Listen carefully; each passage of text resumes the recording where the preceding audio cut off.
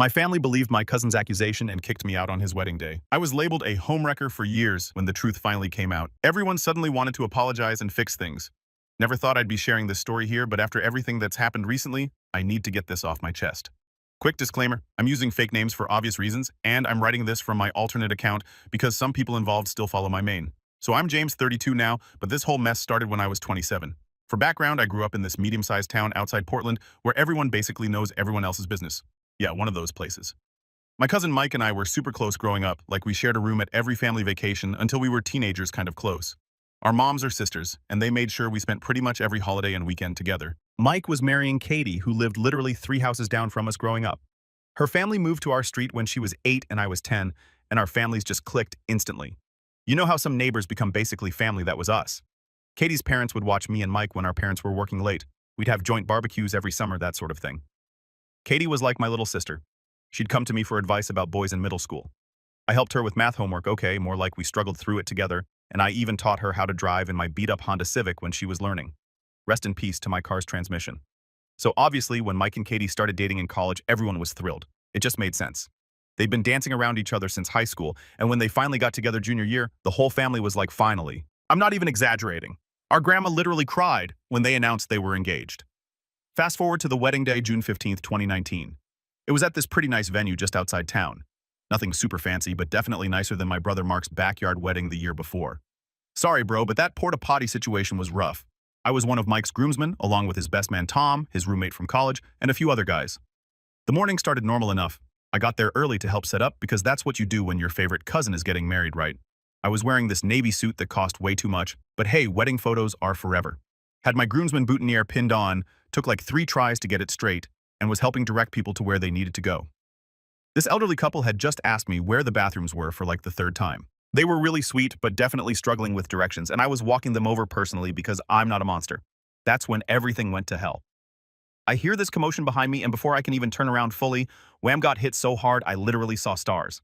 Like, I always thought that was just something people said in movies, but nope, actual freaking stars.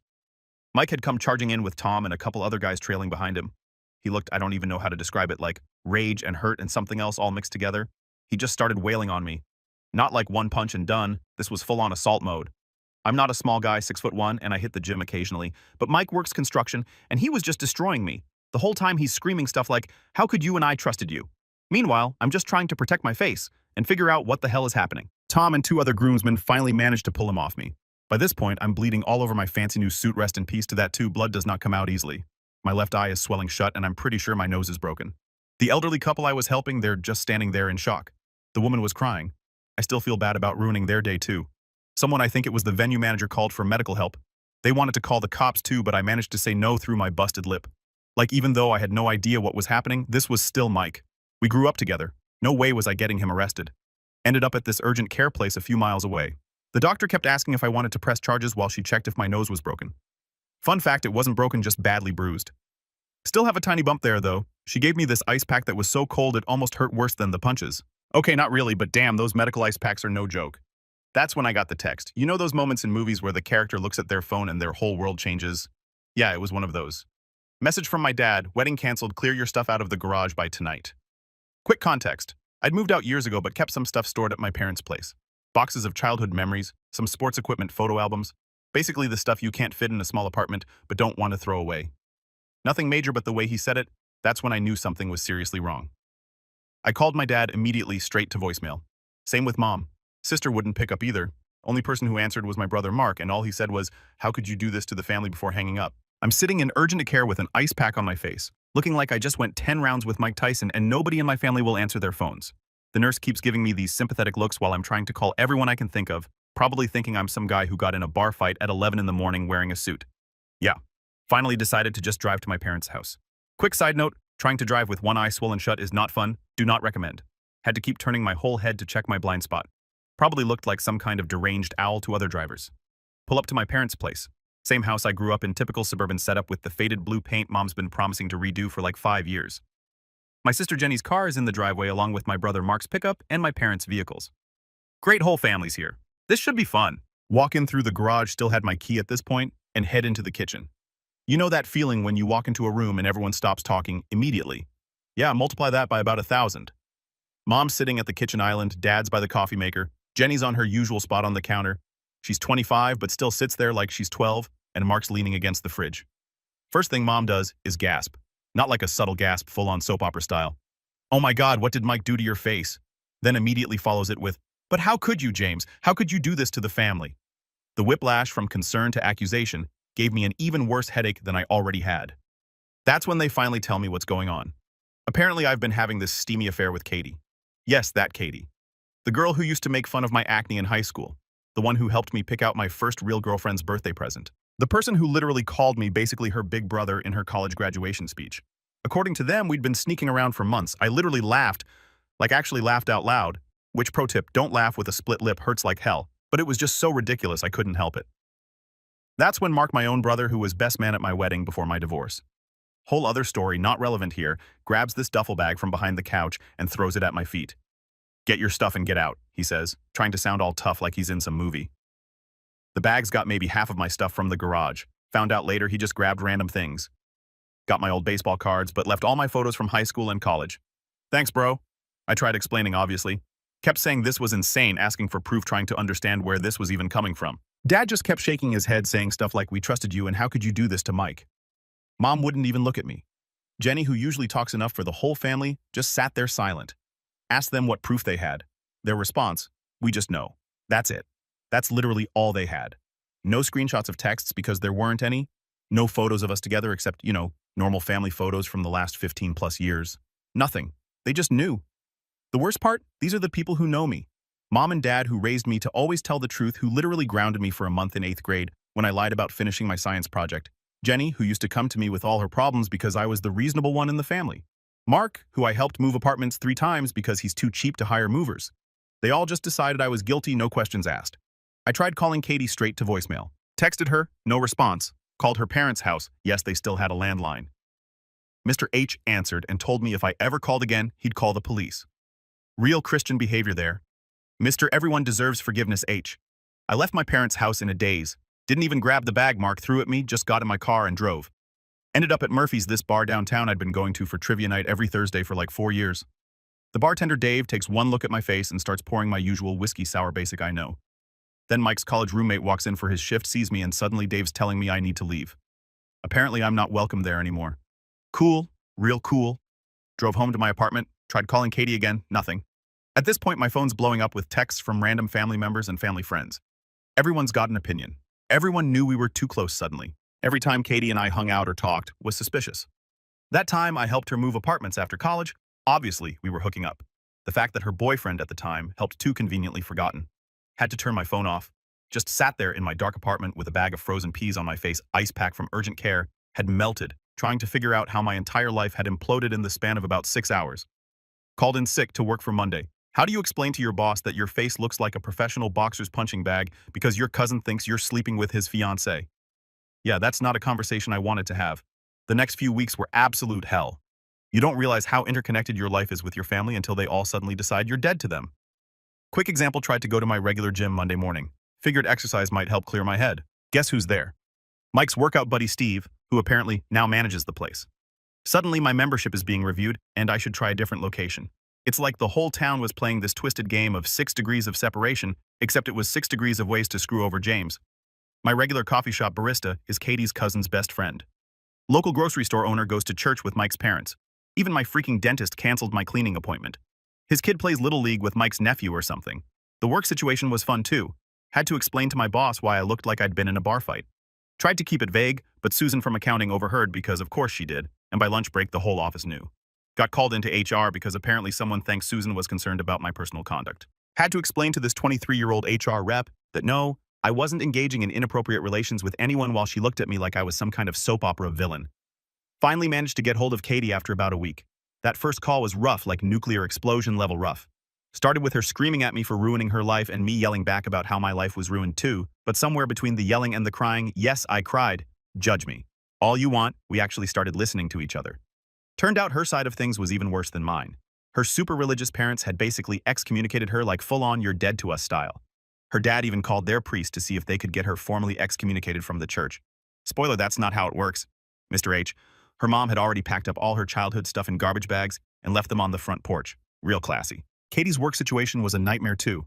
She was a project manager at this big marketing firm downtown, but her team lead was Mike's cousin on his mom's side. Suddenly, all her projects were being reassigned, and she was getting written up for being unfocused at work. Yeah, wonder why she might be unfocused when her entire life was imploding. We started comparing notes over text. Calling felt too risky, didn't want anyone overhearing and starting more rumors. Neither of us had any idea where these accusations came from. Every time we asked anyone for proof, they'd just say stuff like everyone knows or it was obvious. Like what? What was obvious? The fact that we'd known each other since we were kids, that we could actually hold a conversation without it being weird. The one time I managed to corner Mike, ran into him at the gas station, he couldn't exactly run away while pumping gas. His response was, "I saw the way you looked at her." The way I looked at her. Are you kidding me? I looked at her the same way I looked at Jenny, because she was basically my sister, remember? That duffel bag of stuff from my parents' garage, yeah. Finally went back to get the rest of my things about 2 weeks later. Mom had boxed everything up and left it in the garage. Didn't even label the boxes, just threw everything in randomly. Found my high school graduation photos mixed in with old Christmas decorations. My college diploma was stuffed in with some old sports equipment. Cool, real cool mom. The social media fallout was fun too. Got blocked by pretty much everyone in the family. Katie's sister, who I'd helped with her college applications, posted this vague status about snakes in the family that got like 200 comments.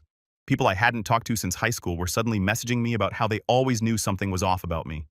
Started getting random calls and texts from unknown numbers.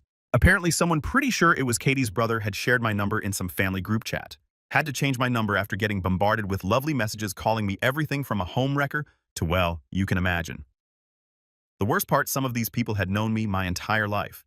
Mrs. D from down the street, who used to give me cookies every time I mowed her lawn in high school, crossed the street to avoid me. Mr. P from the hardware store, who taught me how to fix a leaky faucet when I bought my first apartment, suddenly his store was closed for inventory every time I tried to go in. Katie and I eventually realized we needed to get out. This town was suffocating us. Everyone had already decided we were guilty, and nothing we said or did was going to change their minds. We couldn't even meet up to talk about it in person because people would definitely see us and think it proved everything. Got real tired of defending myself against something I didn't do. How do you prove a negative? How do you prove something didn't happen? It's impossible, and apparently in the eyes of everyone we knew, the fact that we couldn't prove our innocence meant we must be guilty. After about 2 months of living like a hermit and having DoorDash drivers give me weird looks, pretty sure someone told them I was that guy, I decided enough was enough. Applied for a transfer at work. Thankfully, my company has offices in Seattle. My boss was surprisingly cool about it, probably just wanted to get rid of the office drama, to be honest. Katie and I had our last conversation before leaving town. We decided it was better to go our separate ways. She picked Chicago, I took Seattle. Kept in touch through Instagram, but that was it. Unfollowed each other on everything else just to be safe. Didn't need anyone screenshotting and starting rumors about how we were still sneaking around. Moving to Seattle was interesting. Try explaining to potential roommates why you're suddenly moving cities at 27 with basically no furniture. My first place was this tiny studio in Capitol Hill that cost way too much, but it was mine, and nobody there knew my name or my story. Can't put a price on that kind of freedom. Started over completely. New phone number, new email. Had to abandon my old one after it got spammed with subscription signups. Real mature guys. Even got rid of my old PlayStation account because some of Mike's friends kept sending me hateful messages through the gaming chat. Who does that? Work was actually pretty good. Nice thing about being the new guy is nobody asks too many questions about your past. Just told people I needed a change of scenery. Not technically a lie, right? Threw myself into work, started hitting the gym regularly, different chain than my old one, obviously. Tried to build some kind of routine, found this cool bar called The Crocodile that did trivia nights on Wednesdays. Different vibe than Murphy's back home, but the bartenders didn't look at me like I was Satan incarnate, so that was an upgrade. Started going regularly, met some decent people. First time in months, I felt like I could breathe. Then came the work barbecue that changed everything. It was summer 2021, one of those rare, perfect Seattle days where it's not raining and not too hot. My coworker Jake was hosting at his place in Ballard. Almost didn't go, still wasn't great with group social situations, but Jake had helped me figure out the Seattle bus system when I first moved, so I felt like I owed him. That's where I met Amy. She was Jake's wife's friend from yoga class. Remember those moments in movies where the main character sees someone and everything else kind of fades away? Yeah, that's bull. What actually happened was she caught me having an embarrassingly intense conversation with Jake's dog about proper frisbee throwing technique. Not my smoothest moment, but somehow that led to us talking. She was easy to talk to. Didn't do that Seattle freeze thing where people are polite but distant. We ended up sitting on Jake's porch for like 2 hours, just chatting about random stuff. She's into true crime podcasts.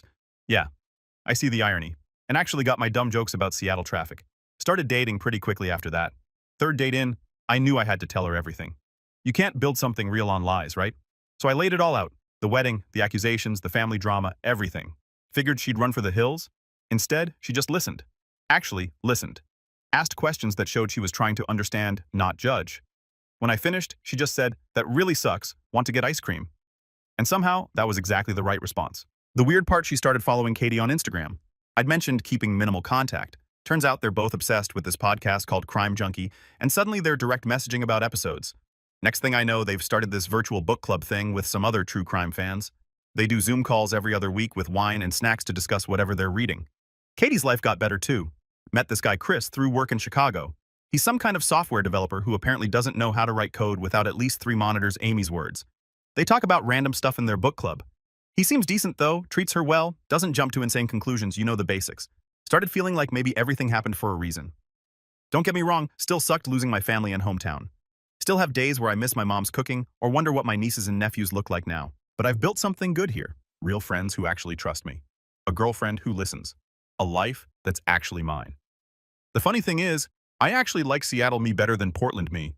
Portland me was always trying to keep everyone happy walking on eggshells around family drama. Seattle me just lives, goes to work, plays video games, takes Amy to try new restaurants exists without constantly looking over my shoulder. Found out through Katie that her parents still badmouth me at church. Apparently I'm their cautionary tale about wolves in sheep's clothing or whatever. Cool good to know 5 years later they're still talking about me. Real healthy, Mr. and Mrs. H. So there I was living my best Seattle life. Had a good job, awesome girlfriend, even started taking cooking classes. Turns out I'm good at pasta. Everything else is still a work in progress. Then last month happened, and suddenly it's like the past came crashing back like a bad hangover. It started on a Tuesday. Amy works from home most days because her company went remote after COVID and never went back. She usually walks to this Mediterranean place down the street for lunch. They make this shawarma that's basically crack in sandwich form. That day she gets home and something's off. There's this note stuck to our door. Not like a "sorry we missed your delivery" note, or a flyer for lawn care. We live in an apartment, but sure, keep leaving those. Just a plain white paper that says we need to talk. I'll be back tonight. No name, no number, nothing, just that. Now my name's on the mailbox. Amy kept her old place as a rental, so she's not on the lease. So Amy figured it was for me. She calls me at work, which never happens because she hates phone calls and usually just texts. I can tell she's freaked out because she's doing that thing where she talks super fast and forgets to breathe between sentences. I leave work early because who wouldn't? Get home, and Amy's got all the doors locked and is holding her old softball bat from college. She played Division I softball at Washington State University and still has a mean swing. We do batting cages sometimes, and she consistently kicks my ass, but seeing her actually scared enough to grab the bat that hit different. We stayed up late that night waiting. Amy stress-baked 3 batches of cookies, her go-to when she's anxious, and we binged some mindless Netflix show neither of us was actually watching. Nobody showed up. Same thing the next night and the next.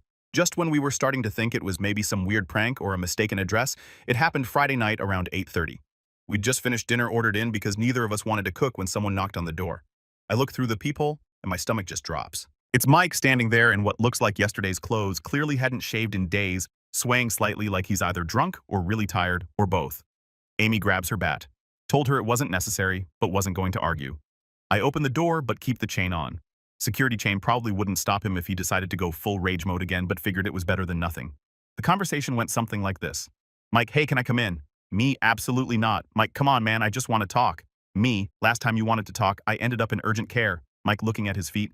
Yeah, about that, I came to apologize. Me, apology accepted. Goodbye. Started closing the door. Mike, wait, I know the truth now about everything. Me, cool story, still not letting you in. Mike, I need to apologize to Katie too. Can you give me her contact info? Me actually laughed. Yeah, that's not happening. Mike, please, I just want to make things right. Me, you had 5 years to make things right, 5 years of silence. Now you show up at my door expecting what exactly? He kept trying to talk, but I'd had enough. Told him I'd let Katie know he was trying to reach out, and if she wanted to talk to him, she could make that choice herself. Then I shut the door. Through the door, I heard him yell something about unblocking my mom because she wanted to talk. Went back to the living room where Amy was still holding her bat like she was ready for baseball season. Called Katie right away. Figured she needed to know Mike was suddenly trying to make contact. She was as thrown as I was.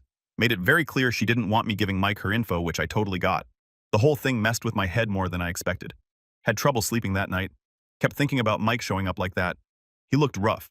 Not just unshaved and rumpled, but like defeated. Not the same guy who tried to rearrange my face 5 years ago. Amy was amazing through all of it. She's usually this goofy laid-back person who makes bad puns and dances while doing dishes, but that week, she went full protective mode. Installed a Ring doorbell the next day. We're renters, but she said she'd rather lose the deposit than feel unsafe. Started working from the coffee shop downstairs instead of at home. Even called her brother, who's a cop in Tacoma, to ask about restraining orders just in case. Took me a couple of days to decide what to do about my mom. Finally unblocked her number but sent a text instead of calling. I hear you want to talk. Figured that ball was in their court now. After 5 years of silence, they don't get to just show up and expect everything to be fine. After Mike's surprise visit, my mom started texting, not calling. Guess she figured out I wasn't ready for that. Here's how that first exchange went. Mom, we want you to come home. Me, I am home. Mom, you know what I mean? We want to apologize and have you back in the family. Me, what brought this on? Mom, we know what really happened now. Me only took 5 years, cool. Yeah, I was being petty, sue me. Finally, after some back and forth, she spills it. 2 years after the wedding, that wasn't Mike married Jessica. She was this girl from his gym. Turns out she's the one I saw at Katie's wedding, the bridesmaid sitting alone, looking uncomfortable. Makes sense now. Their marriage was apparently a disaster from day one. Constant fighting, trust issues, the works. During one of their bigger fights about 6 months ago, Jessica let something slip. Said something like, I didn't wreck Emily's relationship just to spend my marriage hearing about her. Yeah, let that sink in. Turns out Jessica had made the whole thing up, all of it. She had a thing for Mike, saw how close he was with Katie, and decided to remove the competition. Told Mike she'd seen Katie and me together, fed him all these details about supposed meetups and secret messages. But when Mike demanded proof, she couldn't provide any, because you know it never happened. And here's the kicker. When Mike brought these accusations to the family, everyone just believed it, no questions asked. Their logic, Mike wouldn't ruin his own wedding unless he was sure, because apparently being sure means taking the word of some random girl from the gym over people you've known your entire life. Not one person in either family stopped to actually talk to me or Katie. Not one person asked for proof. Not one person thought, hey, maybe we should hear their side before we completely destroy their lives. The worst part, Jessica apparently had a history of this stuff. After everything came out, Mike's friend Tom remembered she'd done something similar at her last gym, accused a trainer of harassment when he wouldn't leave his girlfriend for her.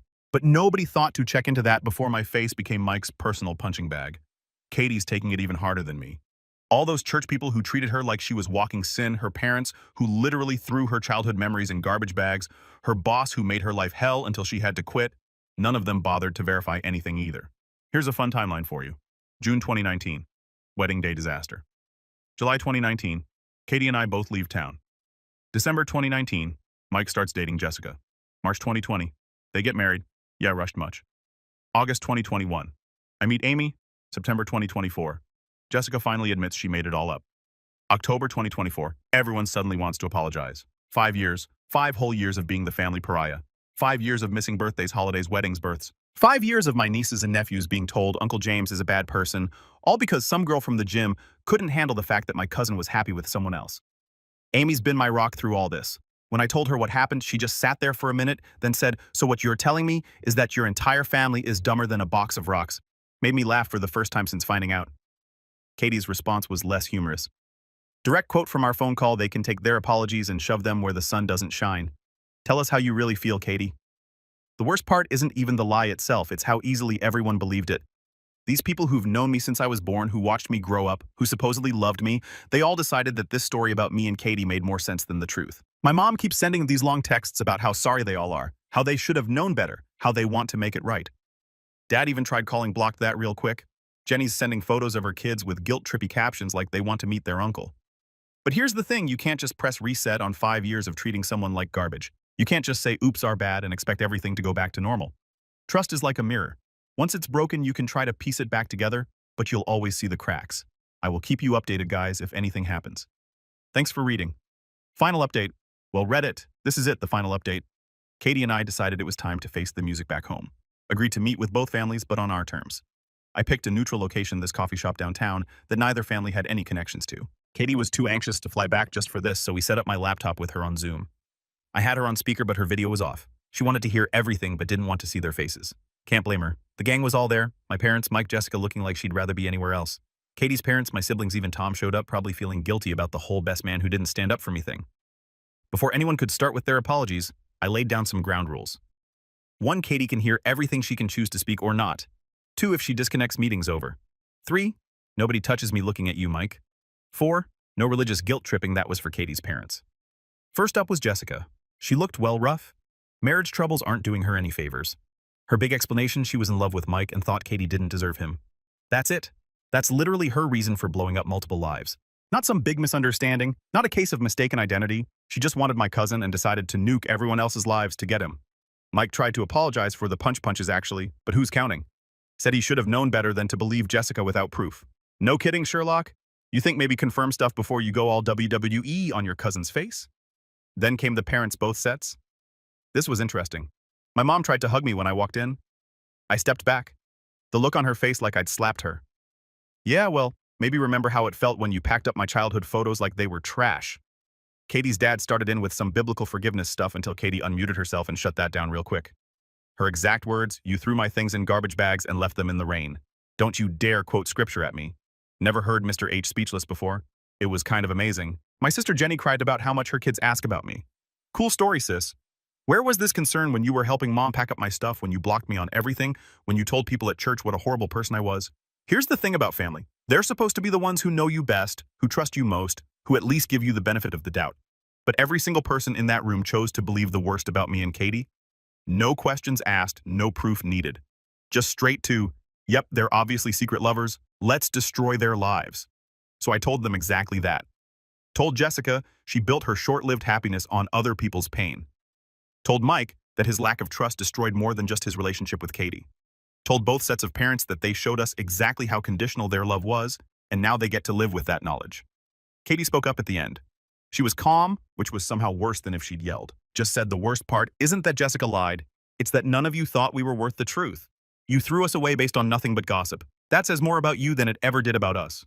Then she disconnected. Meeting over. My parents keep trying to fix things. Mom's sending these long emotional texts about family and forgiveness. Dad's apparently telling people he's giving me space. Thanks, Dad, only 5 years late on that one. Katie's parents suddenly want to come visit her in Chicago. Yeah, good luck with that. But here's the thing. Amy and I have built a life here, a good one. Got a ring hidden in my sock drawer. Don't tell her, but I'm proposing next month. Katie's happy with Chris. We've both got real friends who actually trust us, jobs we like, lives we built from scratch. Sometimes the family you choose is better than the one you're born with. Sometimes broken things shouldn't be fixed, and sometimes the best revenge is just being happy without the people who threw you away. So that's it, Reddit. That's how my cousin's wedding destroyed my old life and accidentally led me to a better one. Thanks for coming along for the ride. Edit, holy crap, this blew up, thanks for all the awards. Edit 2, yes, I'll update after I propose. No, I'm not worried about Amy seeing this. She doesn't use Reddit, and I'm using a throwaway. Edit 3. Katie says, thanks for all the support. She's doing great and planning a honeymoon to New Zealand. Edit 4 for everyone asking, yes, Jessica and Mike are getting divorced. Turns out, lying and manipulation aren't great foundations for marriage. Who knew? Final edit to everyone saying, I'm being too harsh maybe, but you try having your entire family believe the worst about you, throw you away, and then expect everything to be fine just because they finally realized they were wrong. Some breaks can't be fixed with a simple sorry.